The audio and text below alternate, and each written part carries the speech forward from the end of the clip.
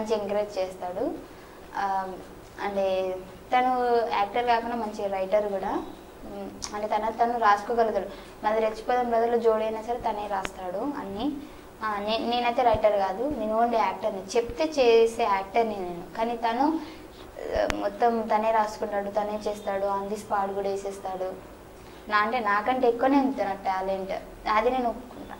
Okay, so rich pro brothers, so ఎలా ఉంది show? ఇప్పుడు జడ్జెస్ కూడా మారారు. ఇంతకుముందు బాబా మాస్టర్ చాలా అంటే చాలా ఫ్రీ పర్సన్. అసలు కంటెంట్ మంచిగా ఉన్నా తను ఎంకరేజ్ చేస్తాడు, బాగాలేకపోయినా ఎంకరేజ్ చేస్తాడు.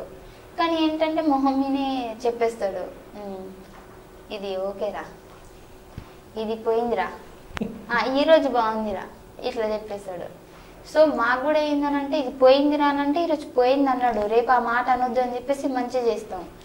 సో అలా కూడా మాకు ఒక ప్లస్ పాయింట్. ఎందుకంటే అందరూ ఇప్పుడు ఒకవేళ వేరే జడ్జి ఎవరైనా ఉన్నా బాగాలేకపోయినా బాగుందిరా అని అంటే చూసి ఆడియన్స్ కూడా బాగాలేకపోయినా బాగుందని చెప్పాడు ఏంటి అని ఒక డౌట్ వస్తుంది కదా. సార్ అసలు బాబా మాస్టర్ ఆ ఛాన్స్ ఇవ్వడు, బాగాలేకపోతే బాగాలేదురా అంటాడు, బాగుంటే బాగుందిరా అంటాడు. మేమేం చేస్తాం, బాగాలేదు అన్నప్పుడు ఈసారి బాగాలేదు అన్నాడు, స్టూడెంట్స్ ఉంటారు కదా, అమ్మో స్టూడెంట్స్ ముందు ఇజ్జత్ పోయింది, బాగాలేదు అన్నాడు, నెక్స్ట్ టైం అనిపించుకోద్దని చెప్పేసి ఇంకా మంచిగా చేస్తాం మేము అట్లా. ఓకే, సో ఓన్లీ షోస్ వరకేనా ఫైమా? సినిమాలు కూడా ఏమైనా చేయాలని ప్రయత్నిస్తుందా? సినిమా అవకాశాల గురించి కూడా చూస్తున్నారా? నేను పటాస్లో ఫేమ్ ఉన్నప్పుడు నాకు సినిమాలు వచ్చాయి, బట్ అప్పుడు నేను పోలేదు, నిజం చెప్తున్నాను, మిస్ చేసుకున్నాను. ఎందుకంటే నాకు సినిమాలు అంటే పెద్దగా తెలియదు. నేనేమనుకున్నాను, సినిమాలు అమ్మో ఎంత హార్డ్ ఉంటుందో, అవసరం అది అనుకున్నా. కానీ ఇప్పుడు అప్పుడు నా పక్కన ఉన్న వాళ్ళు ఇప్పుడు సినిమాలలో చేస్తున్నారు. అరే అదేంటి, అప్పుడు నన్ను వాళ్ళకంటే ఫస్ట్ నన్నే పిలిచారు కానీ నేను పోలేదు. ఇప్పుడు వాళ్ళు సినిమాలో బిజీ అయిపోతున్నారు. లేదు నేను కూడా చేయాలి అని చెప్పేసి ఇప్పుడు అనుకున్నాను. జబర్దస్త్లో ఎప్పుడైతే కొంచెం ఫేమ్ వచ్చిందో అప్పటి నుంచి నాకు సినిమాలలో కాల్స్ వచ్చాయి, క్యారెక్టర్ చెప్పారు కానీ డేట్స్ ఇంకా చెప్పలేదు. ఇంకా వస్తే నేను ఖచ్చితంగా చేస్తా, మీ అందరినీ మంచి ఎంటర్టైన్మెంట్ చేస్తా. Thank you so much. నిజంగా మీ లైఫ్లో మీరు ఎదుర్కొన్నటువంటి కష్టాలు సంతోషాలు మాతో ఈరోజు అన్నీ షేర్ చేసుకున్నారు. సో ఫైనల్గా మా ఈ యొక్క ఇంటర్వ్యూ ద్వారా మీరు ఇంకెవరికైనా ఏమైనా చెప్పాలనుకుంటున్నారు?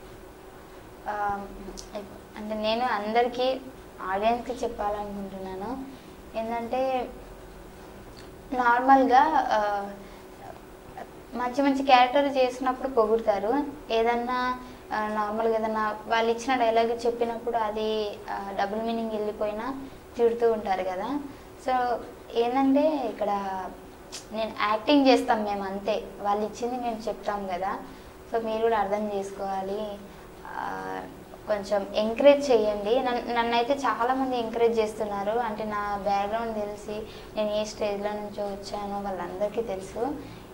నాకు ఆడియన్స్ సపోర్ట్ చాలా బాగుంది. ఇప్పుడు ఇలాగే నన్ను ఎంకరేజ్ చేస్తూ నన్ను ఇంకా మంచి సపోర్ట్ ఇస్తూ నన్ను ఒక రేంజ్లోకి తీసుకెళ్ళాలని మనస్ఫూర్తిగా కోరుకుంటున్నాను. ఎందుకంటే నాకంటూ గోల్స్ ఏం లేదు, మీరు ఎంకరేజ్ చేస్తేనే నేను మంచి స్టేజ్లోకి వచ్చి నేను మా అమ్మ కోరిక